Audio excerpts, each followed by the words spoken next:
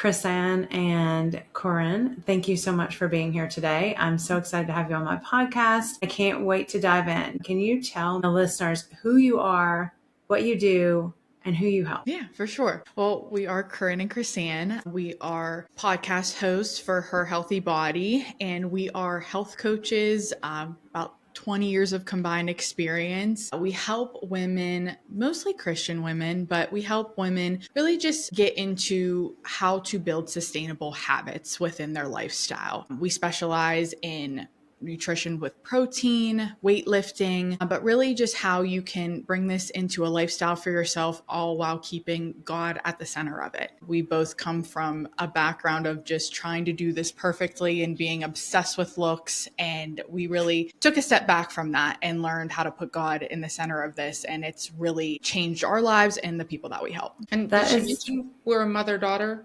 Did we mention we're mother-daughter? We're going to get into that in just a little bit. So can you share a little bit about like what brought you, especially you, Crysanne, to carnivore specifically, and how you were before, and then what helped you and what changed when you started carnivore? Okay.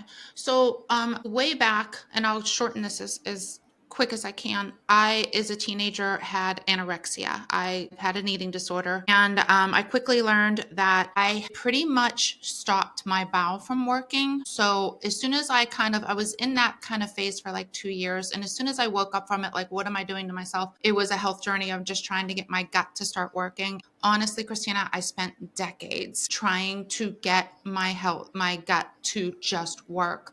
So what I did to myself with this eating disorder was I pretty much stopped my gut from working.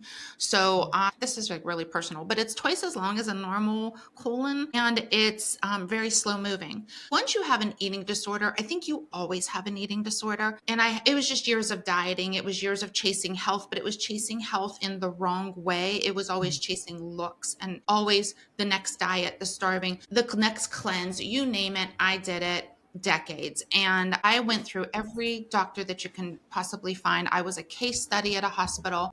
They finally found out that I have the worst case of SIBO they ever heard of. And SIBO is small intestinal bacterial overgrowth, if anybody's ever come across that term before. And once that bacteria gets in your upper gut, in your small gut, it doesn't go away. So I kind of live with it. In my case, I didn't have where it was like a food. A lot of people get small intestinal bacterial overgrowth from like a parasite or from eating something like going on vacation and getting food poisoning, something like that. Mine is just because I have the slowest moving gut. They wanted to remove part of it, but I was so young and my mom was like, no, we're not doing that. So it's just basically how I live. And I have done every SIBO diet that's out there. You name it, I did it. Frustrating for years. This one saw me go through it my whole life. And bloat was an understatement. I looked like I was pregnant all the time. And for somebody that was like, 100 pounds with a belly that's, looks like I'm 5 months pregnant, it was hard. It was life debilitating. And it, not only that, it affected everything else. It was really awful. And then I was into fasting, and I kept doing these long fasts thinking, well, that's part of my eating disorder. But I kept doing these long fasts thinking that this is going to heal my gut. This is the thing that's going to heal my gut.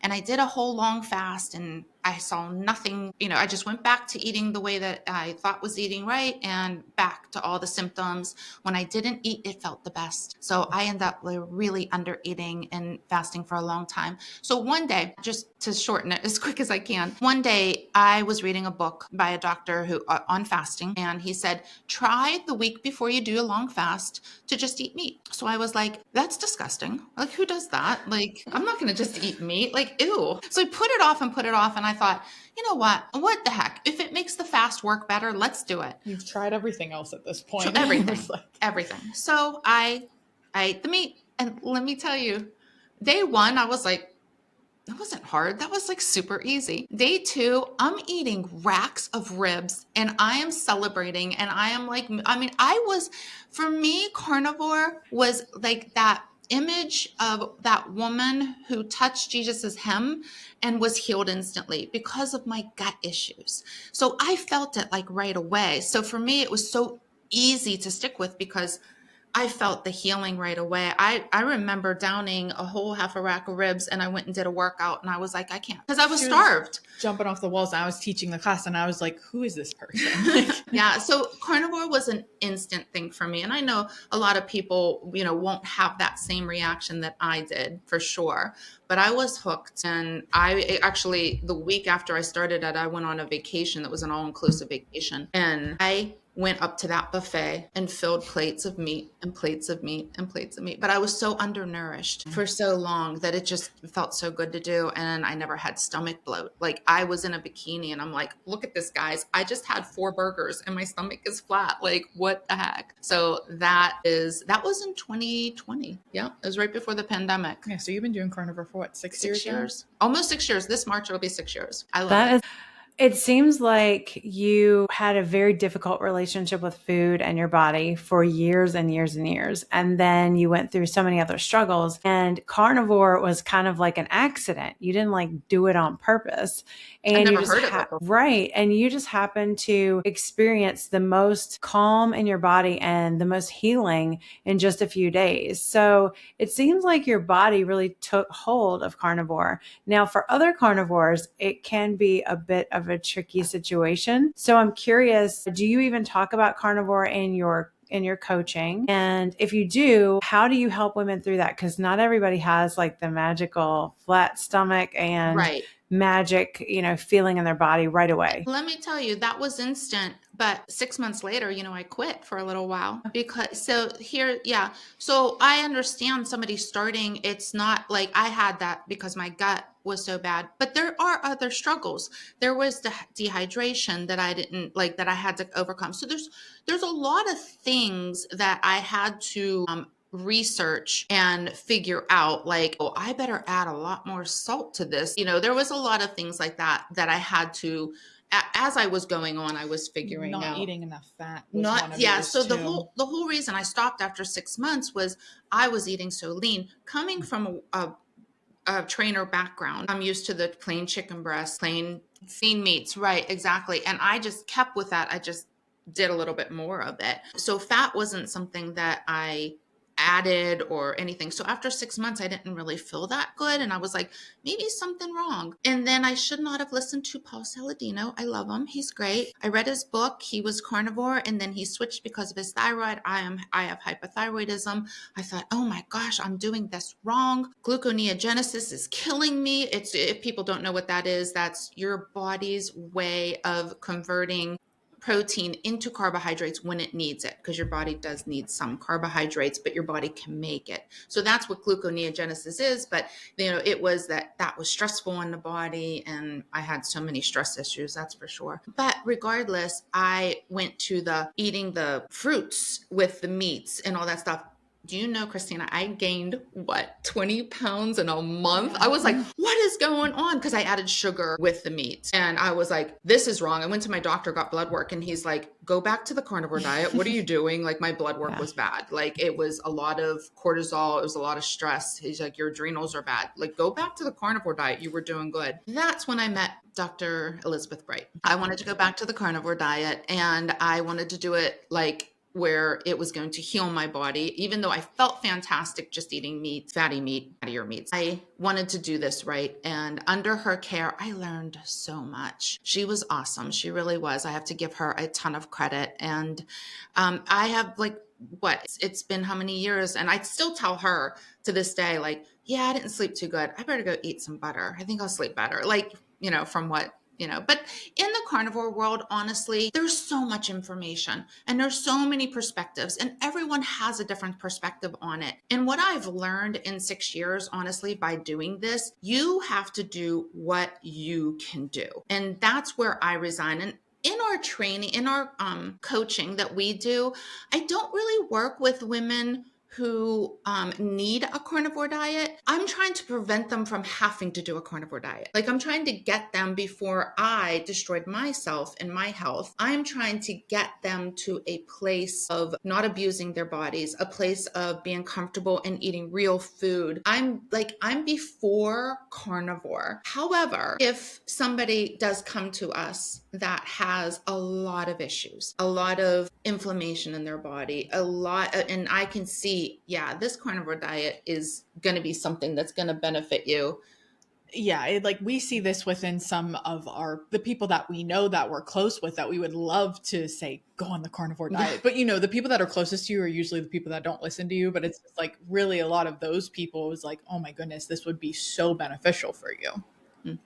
Yeah. So it can be a part of our coaching, but with our coaching, we are really reaching people that are coming to us that just basically want to know, because the health industry and the fitness industry have taught everybody in such an extreme athletic way that women have been very damaged by this. And we're just trying to get them out of that mindset of more dieting, more punishing your body, or everybody wants to take an athletic approach to fitness, and that can really hurt them. So that's where we're at. We are trying to just get women to scale back, heal their body, whether that could be the carnivore diet or just a meat-based diet is basically where we're at, because we just push protein so much. Yep. We just really believe in that. So that's where we're at with our coaching. The thing you said, I want to go back to, because I know what you meant, but just to clarify,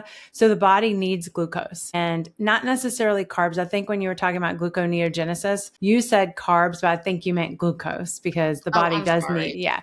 So right. Just to clarify, because the women that listen to my podcast, they will take everything that we say as the truth. So I just want to clarify that, because the body doesn't have any essential carbohydrates that it needs, but it does prefer glucose and it can make its own. And that's basically what you said. I love that your take for your clients is to help them prevent needing anything that would be super extreme. And would you say, I've got so many questions running through my mind that aren't even on our list, but would you say that most women believe that 1,200 calories is enough food for a woman to live on and lose weight and be healthy? And we'll go from there. So let's see what your answer to that is. I think the 1,200, where that came from, basically, I mean, anytime you put in MyFitnessPal, any of those things, they will tell you that I'm 5'7", and with how I work out, my activity level, and I plug all that in, it always comes up around 1,700 calories. But when you hit around that 1,700 calories to lose weight, you need to minus 500 calories. And this is where the 1,200 calories, I think, comes from across the board. And I think that everyone's taken that number and just been like, that's what we do. If you're 1,200 calories forever, this is what your body is going to be used to, and you're not going to be able to eat more than that. I mean, we see this all the time. I mean, we did it. We were those people that were under eating for years. I always would tell myself, I just have to eat less. It's just my body. It's my metabolism. I would tell myself, and I'm early 20s at this point, saying that I just have a slow metabolism. It's my genetics. And that's what a lot of people do blame it on whenever we're just not educated enough to know that we need so much more than 1,200 calories. I mean, that's the amount a toddler should be having. This is what I've been saying for several days. I had Sean Baker on my podcast on Tuesday, and we were talking about how that's the amount of food a child needs. And women of all ages, all sizes, all fitness levels are 1,200 calories. That's the golden standard for losing weight. And I've learned with my clients that they really need to focus on the ingredients in the food over the calories in the food. And I actually did a video on YouTube about that. So let me ask you this. When you're working with your clients, do you think it's a lot more mindset than it is actually teaching them things? Or is it you just need to teach them all the things? We say this on our podcast all the time. We know you guys know how to eat healthy. We know you know what healthy food are, but it's just the actual food noise that they deal with because their bodies are just starved, and biology does take over, of course, but it's also them questioning everything that they're doing. And when you have make it a simple approach like carnivore, it takes out all that guessing and it does make it a lot easier. And there's some clients that we get, when they come young enough to us, they really don't know anything about macros. They don't know. So we can start at the way beginning with some of our clients. And then some of our clients are over tracking and they're so obsessed. And, with those clients, we're just trying to reteach them in a sense. But simplicity seems to be what we always come back to.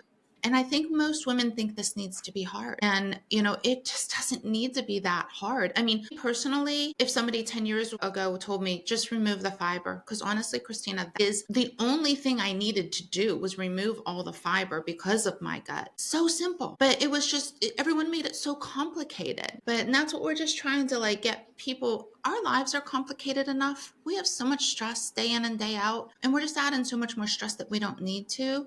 And we're pushing this so hard. I think the mentality that a lot of clients come to us is, I need to do this harder. I need to do this more. I need to, I need to lean into carnivore more. No, I just need to keep it simple. As soon as I lean into something more, it becomes unsustainable. Yeah, more problems happen. More problems happen. It becomes unsustainable. And then you think, can I do this a year from now? Because that's the question we always ask our clients, whatever we set up for them, because everything we do for them is extremely personal, whatever fits in their lives, what they can do. And we meet them where they're at too, because I can't take somebody and just change everything, turn their world upside down and expect them to be able to follow that for the whole year.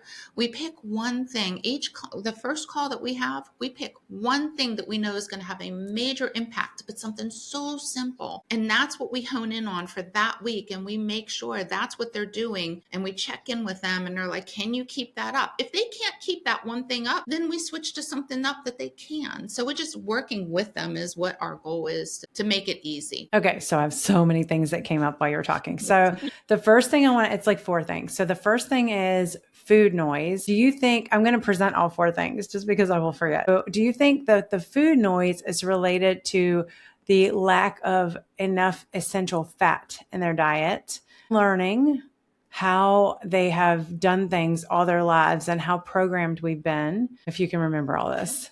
I teach the 4 horsemen of illness, which is, cutting out grains, seed oils, sugar, and processed foods, because they are really presenting most of the symptoms that people are dealing with that they think they need to diet harder or work out harder for. And then lastly, I believe that simple and doing one step at a time is so important, because when you are dealing with someone who thinks they can get 18 new things added in over the weekend and changed, and Monday is going to go perfectly, and when it doesn't, they're like, oh, I can't do this. This isn't for me. But can you remember all of those things? I will try. And I would love your feedback. With the food noise, we are so undernourished, especially women, just because we are told we need to have a lot of volume. So we're eating these big salads and barely having any protein. And the protein that we are having is going to be your chicken breast, your tofu. Anyone, we were just talking about this on our podcast, anyone that goes to a breakfast place and gets steak and eggs is my kind of girl. But back then, even just a couple years ago, you'd think that's something a big burly man would have. It's not something that's in the aesthetic of the clean girl that's just having green juices and going to Pilates. So it's totally different health-wise whenever you continue to do that, how food noise is going to start really creeping up, because your body is just constantly asking for nourishment and it's not getting it through the superfoods and the salads and the lean meats. And the meats is, we're always pushing the red meat. I mean, me personally, I feel, and she can attest to this, I feel my best when I'm eating red meat. And it's been so demonized. I mean, it has always been associated with any clients come to us I eat healthy. I don't even eat red meat. It's always that same, and that's the mentality that's out there. And that we're always trying to I always say, whatever is out there, and this is what's great. The food pyramid got flipped on its head. We've been preaching that since 2020. And I'm just so grateful that actually happened. It's just, we are just so brainwashed. And still to this day, honestly, I can say I'm still brainwashed. I still look at fat, as much as I love it and I eat it, I still look at it wow, that makes you fat. We just been told that our whole lives, especially a child of the 80s and 90s.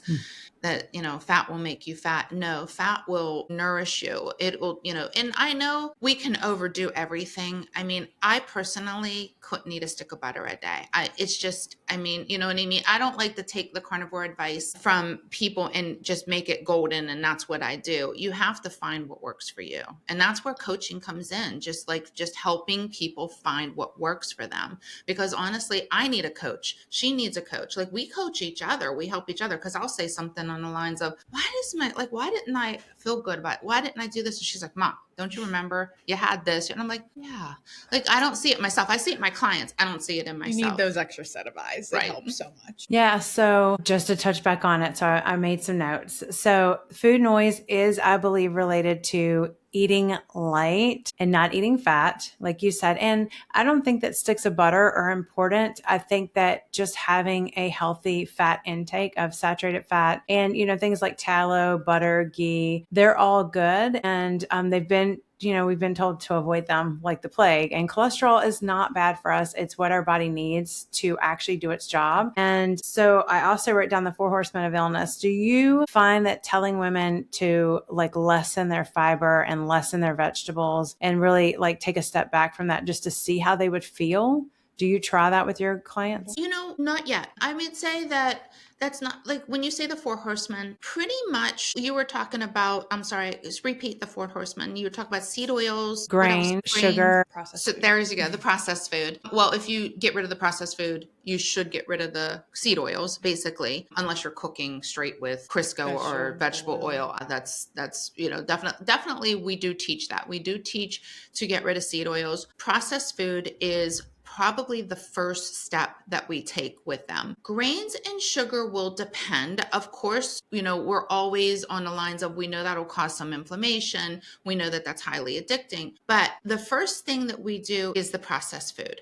And the reason for that, when we can also go back to the food noise with that, they're designed to light up our brains. I mean, these scientists are in there putting every single fat to carb to test to chemical to just light up our brains and get us addicted. And that is where we start. And then we tweak from there. Once they get rid of that, and that's a habit, and they know how to make whole foods, then it's onto the protein, because whenever you are adding more protein in, and the protein that's not just going to be the lean meats, you're going to feel more full and satiated. So going to the sugar and the grains is not going to be, it's almost like taking a GLP-1 when you eat enough protein, because you're not going to crave that anymore. But there are people that are highly, highly addicted, and sometimes just totally taking them out is very beneficial for them. But I do believe that it depends on the personality, because there are some people that take it all out, go all in, and then think it's too hard and just completely quit.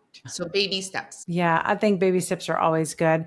There's also oxalate dumping that some people experience. So when they go cold turkey, it usually has consequences. That's why I just thought that your story, Crysanne, is more of a magical unicorn story that is very rare.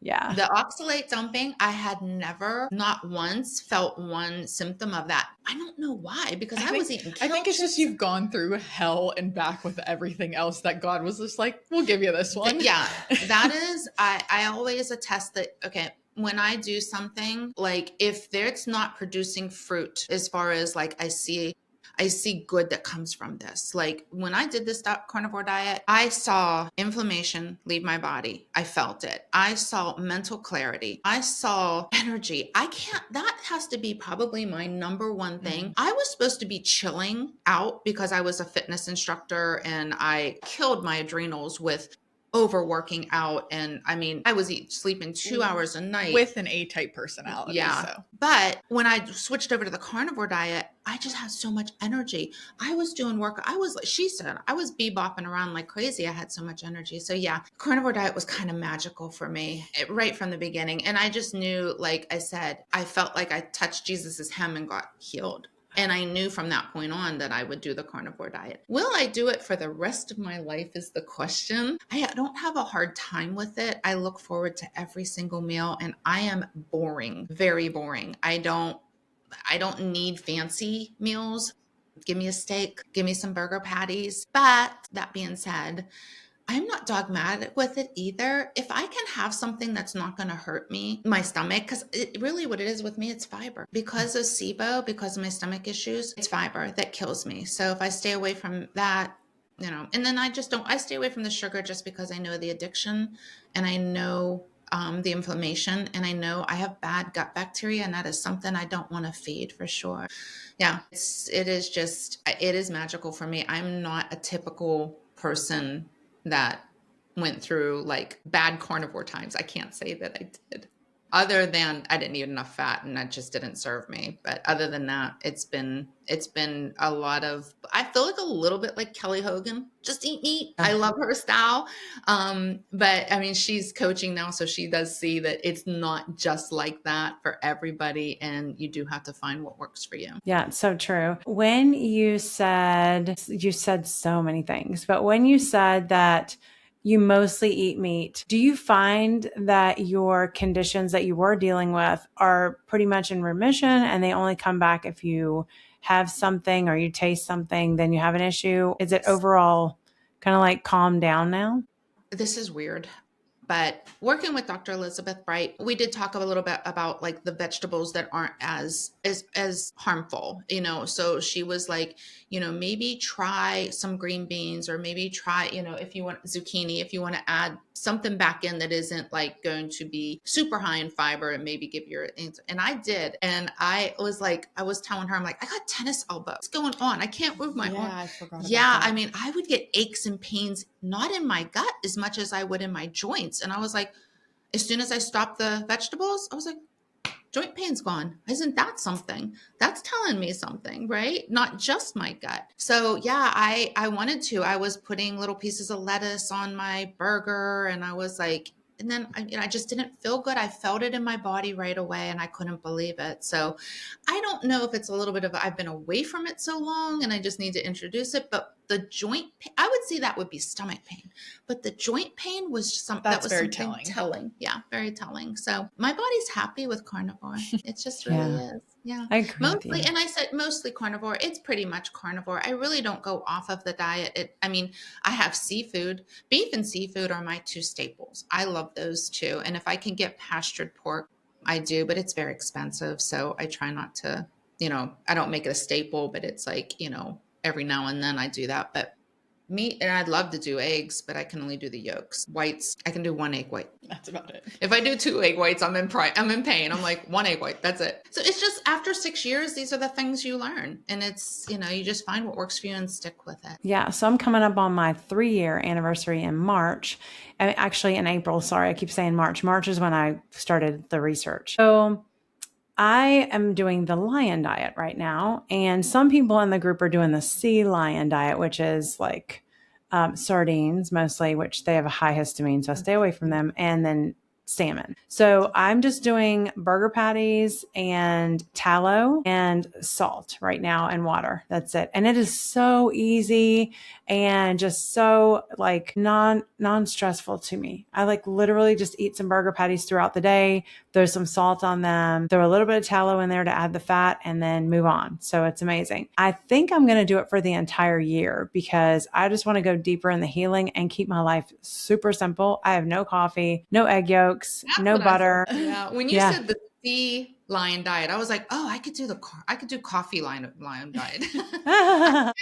Coffee. I am, and it's not caffeine. I do decaf. So I just can't get, I don't know if it's because I'm Italian. I grew up on it. I can't give up my coffee. It's your vice. It's my vice. It is. But I think I justify it in a sense of like, I am with my family all the time. I'm serving them all the time. I'm giving them, whatever they're having. And if I can't have my little decaf coffee, there's only so much Christine I could give up. I'm just not ready. I'm not there yet with you. And maybe one day if I ever wanted to. Actually, I did do the lion diet for a week. You had horrible nosebleeds. I had horrible nosebleeds. I think it was stress. I think you can take out too much too fast. And I think I did that. I just wanted to try this. And I gave up my coffee. I gave up everything. And my body was like, whoa. And I just had weird nosebleeds. I don't understand that. I don't know if that's a common symptom that everyone would feel, but that was just her experience. That was just my experience. And I was like, okay, God, maybe this is a little too extreme. I'll go back. Yeah. So, I mean, everybody has to do what fits them. But like for me, I just gave up like 2 or 3 things. So I don't think it was too extreme. Yeah. But You probably eased into it. I don't do that. I jump into things hard, but yeah, that you probably eased into. I probably should have eased into it a little bit. Honestly, I was only eating like 5 foods. So I just went down to 3. It was really not a big jump. And I do French press coffee. And when I travel, I have to take all that with me. And now I'm like, I don't have to do that anymore. My husband's like, here's some coffee. You can have it. It's decaf. So it was an easy transition, because a lot of people will do caffeinated coffee and come straight off of it. I do not recommend that. I would slowly wean off. But so what would you say to a woman who's listening and she feels stuck, she's inflamed, she's exhausted, and she's totally confused about what to eat anymore? Okay, stuck, flame, and exhausted. Okay, it would depend if I felt that the carnivore diet, and if she was open to it. I do have a friend who has a lot of inflammation. She has a lot of arthritis. And I just was with her the other day and I said, 30 days isn't a lot. I don't know. Maybe we should just give it a try. But, I would coach her through the symptoms she's going to have. Because when you are going from carbohydrate and glucose, running on glucose, to running on ketones, which your body needs to do, it of course is going to be an adjustment. I always give the analogy of like a car, like if you're working an assembly making cars, you know what to do, like how to make the car. And then your boss comes in and says, you know what, we're going to make iPads today. You don't know what to do. This is your body. It's the same analogy. Your body's like, well, I don't know how to use ketones. I don't know what to do. And you're going to have all of these side effects and it's going to feel like this is bad for me because I feel bad, but it's just the transition.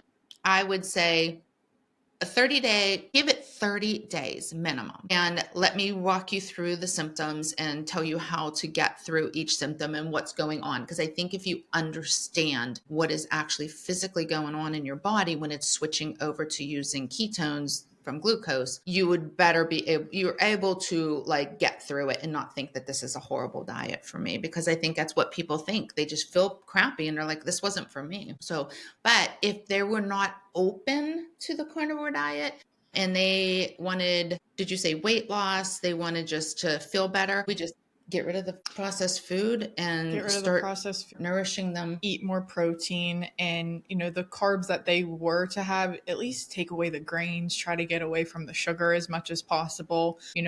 We know someone that just struggles a lot with their mental health, and just being able to take out the grains and the sugar has made such a difference for them. So that this isn't just about like weight loss. This is like your brain starts working better, because she suffers with severe anxiety and depression and just gets horrible thoughts all the time. And when she started to take that out, that started to go away. I think it's one of the number one things of the carnivore diet that people don't understand is the mental clarity and all that inflammation in the brain. And then when you think better and think clearer, you're able to make better decisions for your health, for your, so it starts in the brain. It really does. Yeah. So most women don't understand how closely the food that they're eating is related to the way that they're feeling. I just interviewed a lady a few weeks ago who had bipolar disorder and depression and anxiety and MS, and all of those things have resolved themselves. And she didn't believe it. Her psychiatrist had to say to her,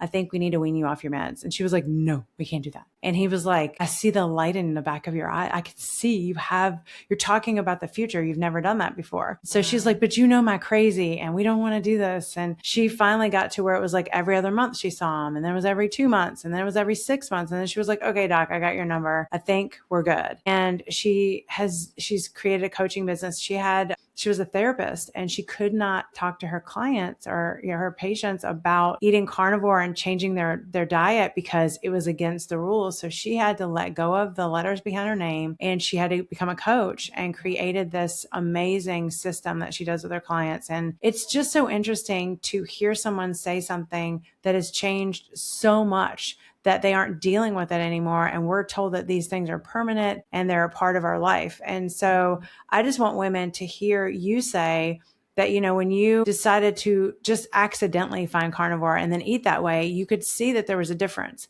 And then you noticed, because you ended up quitting for a little while because you didn't have enough fat. So fat is essential. And, the level of fat, I think each woman will have to decide what makes them feel the best, but not being afraid of it and not wanting to avoid it, because that's where the problem is with them wanting to overeat and then, falling off the wagon because they ate something and then they went crazy and ate a lot of things. And they think that they can get back on and moderate all these things. And I love to tell them the protein's important, the fat's important, and just looking at what they really want and then deciding to not think so negatively about it, because when they think negatively, just keeps them cycling in a loop. So now let's talk about what a mother-daughter coaching duo looks like, and what's the story of how you guys started working together, and how's that going? Because a lot of mother-daughters don't get along enough to do that. So explain this to me.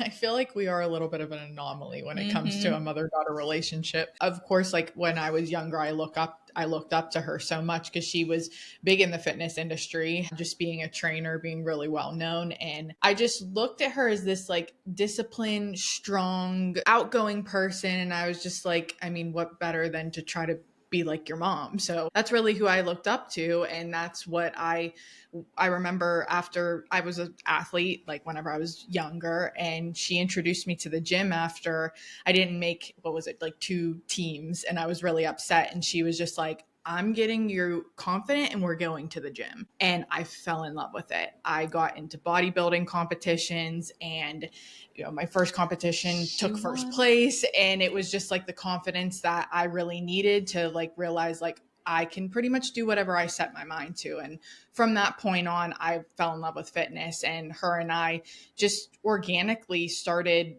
talking about it a lot, talking about it with friends. And we were just like, you know what, like, let's start a podcast. Let's start a YouTube channel. Let's do something. We worked together at a gym, actually. So, and, we had the same clients sometimes, because we did group training, and the pandemic hit, and our clients, a lot of them were like, our gym shut down, and they were like, we still want to, like, they love to talk about health and fitness, and I love to talk about health and fitness. Like, I could talk about it all day long. I think the body is just the most amazing God gift. Like, God made our bodies to heal, to do everything. And I think it's fascinating, and I love the body. So I could talk about it all the time.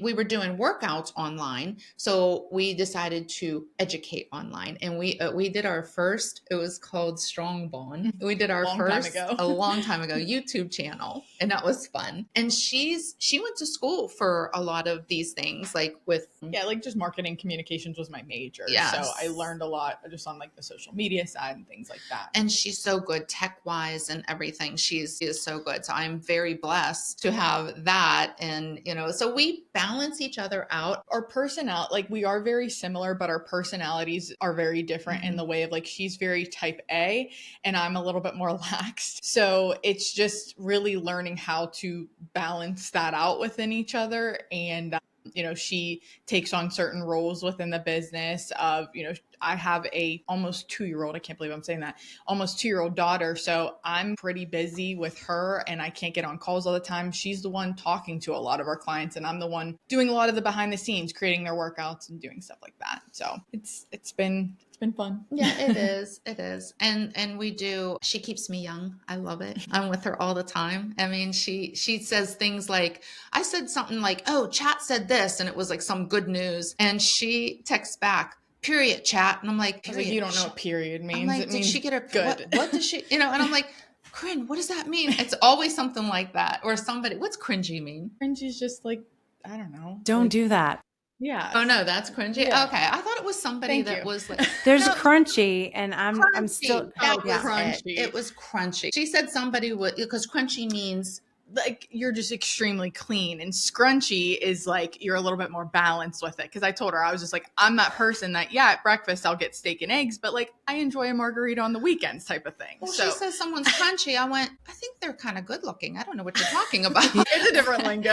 She keeps me young. I don't use the lingo because I wouldn't know how, but she keeps me young. I love it. Anything that you guys deal with that is challenging to work together, and how do you navigate differences in personality or coaching style or opinion? I would just say challenging in the way of like, there are certain things that do pop up when you own a business and an online business. Sometimes she could be reacting in a way that's very calm and I could be freaking out, and Vice versa. So that's where like, we both do realize like if someone is more in that bad place, the other person really steps in. And that's huge because if we're both freaking out, then that's obviously not going to be good whenever you're running a business. So just times like that, when you have like a little uh-oh moment, and anyone that's running a business, it can be a little scary at times. So making sure that that person that isn't freaking out is staying calm and really helping you get through it is so important. And that's what we've learned throughout this. I love that you said moments. That happens in a business. Yeah, for sure. Yeah.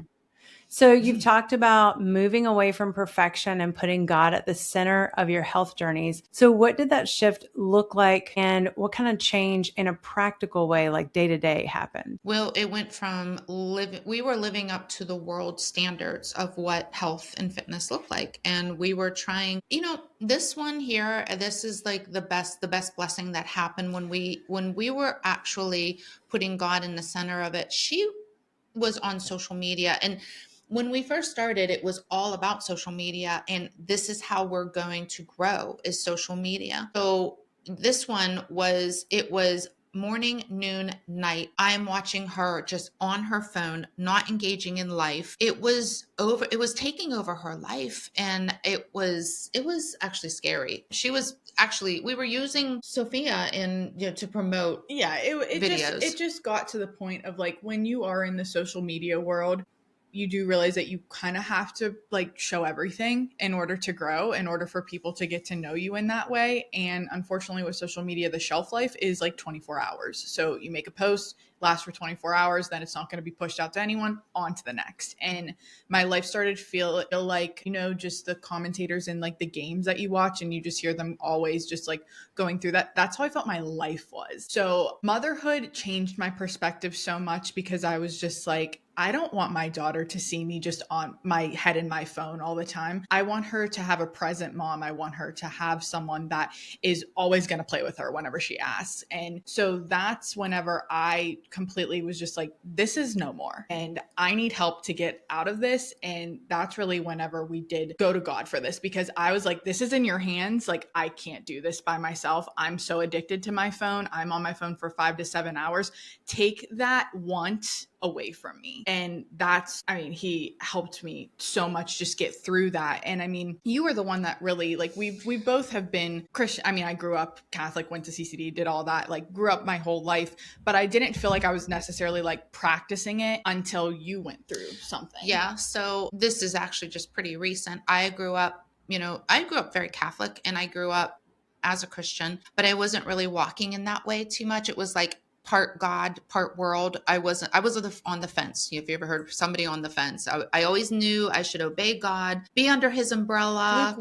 Lukewarm Christian. Yep. And that was me until a trauma happened in my life. And it was something that would have put anybody down. I see now how people can turn to drugs or alcohol to numb you when you just can't escape something that happens to you and you have no control over it. But he lifted me out of that. I turned to him and he lifted me out of that. And I saw his hand work. And I thought to myself, I can't unsee what I saw. Like I went to him, he helped me. And now it's like, I get up so excited no matter what happens. I get up so excited because I know he allows it for a reason. And I've seen those reasons. And as soon as I accept whatever he brings me, and I trust him, and I know he's all-knowing, all-powerful, almighty, loving, forgiving, merciful. I say these things to myself every day. Why do I fear? And this has just been such an amazing change. And this is how we bring this to health and fitness. We have a lot of our clients, we're very careful. If you're not open to it, it's okay. We don't push this on anybody. This is something like, if they're looking for this, because you have to be open. You can't push You can't push any of this on anybody. You have to be open. And if you're open to it, and surprisingly, there are so many women coming to us that are just broken and hurt, and they're looking for something higher than them, higher than, looking good in a bikini. That's not what life is about. It's, we want to feel beautiful, and God wants us to be beautiful. He gave us these unbelievably beautiful bodies, but we're also made for a purpose. Getting out of I have to look perfect, I have to be perfect, getting out of the world standard of what that looks like as far as success, anything like that, and getting into what is my purpose and what God made me. He made me beautiful. He made me wonderful. He made me for a purpose. What is my purpose? And living for that changes everything. And this is our purpose. And we get up every day. And what that looks like in a day now for me is when I wake up, He's first, I put Him first. And I literally get my mind set right when I go to prayer. Whatever reading comes up, it is literally God wants to speak to you. He does. He wants to, but you have to be open, and you have to be listening. And this is the thing is like, He wants to speak to you, but are we listening? And I just pray that He opens my ears and my eyes to see it. And I see miracles pretty much every day. And it's in the Bible. It's like, it's His scripture. I read it. I used to read it and be like, that was weird. I didn't get that. I don't know what that means. I don't know what that means until I'm like, I know He wants to talk to me. So when I read it, like words will jump out and I'm like, yeah, that's what He wanted to say to me today. And that's what I needed. And that gave me my strength. And again, when you see the fruits of it, like I did the carnivore diet, I'm a better mother. I'm a better friend. Whatever happens that day, I just remain calm. Not every day. I mean, let's face it. We all go through bad times. I mean, it's not to say that I'm all perfect now. That's for sure. As a matter of fact, I think I have more trials in my life. Probably. But every trial I accept and I understand it's not easy. A Christian life isn't easy, but there's always a reason for what you go through and there's always a purpose. And if you allow God to work through it and you accept it and you unite it to His sufferings, He brings something so beautiful out of it you could not even imagine. And that's really, I'm still going through it. I mean, the trauma that happened 3 years ago, I'm still going through it, but I get word every day on my strength and just, he gives me so much fuel that I get excited for the next thing that He's going to show me. It's beautiful.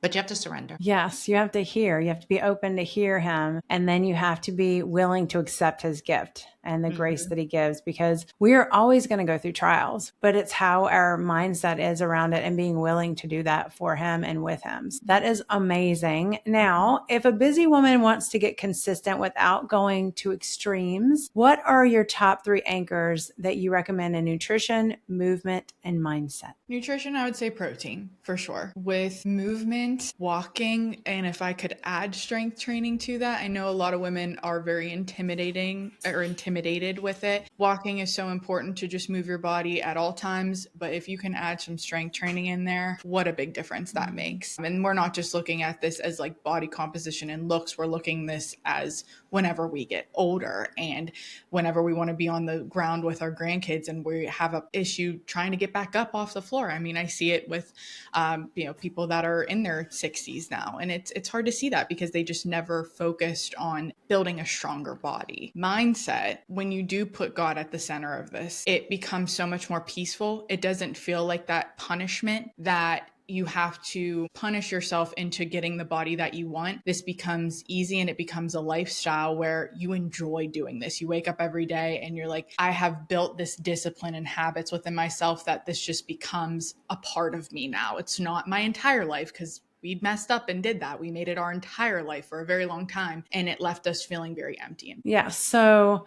I think that when women are just trying to change direction, if they do it in a very non-harsh, non-all or nothing way, they can get to a place where it's not about doing more at the gym. It's not about eating less. It's not about chasing all these things. It's about being calm and present in their body. And, God gives us the body that will heal itself. We just have to give it the right fuel. So there's so many other things I could say to you right now, but where can listeners find you and learn more about you and your training and your nutrition? Yeah, well, you can head over to our podcast. Our podcast is called Her Healthy Body.